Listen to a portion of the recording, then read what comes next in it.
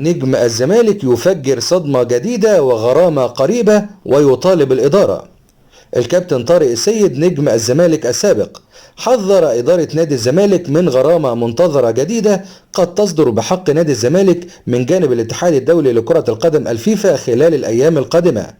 هذه الغرامة التي تحدث عنها طارق السيد بشأن مستحقات المدير الفني السابق للقلعة البيضاء البرتغالي باتشيكو، والذي رحل عن تدريب الزمالك وقام بشكوى النادي، حيث أكد طارق السيد أن هناك حكم قريب قد يصدر لصالح المدرب البرتغالي ضد نادي الزمالك بشأن مستحقاته البالغة 450 ألف دولار، وقد يصل المبلغ إلى $1,000,000 كغرامات تأخير لعدم السداد.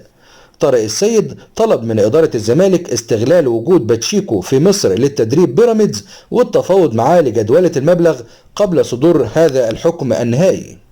مؤكدا أن المبلغ سيكون كبير وسيتم إيقاف قيد نادي الزمالك مجددا، وهو ما وصفه طارق السيد عبر فيديو له على صفحته بأن المصائب لا تأتي فرادى، مشيرا إلى أن هذه القضية قد يكون الحكم فيها قريب جدا.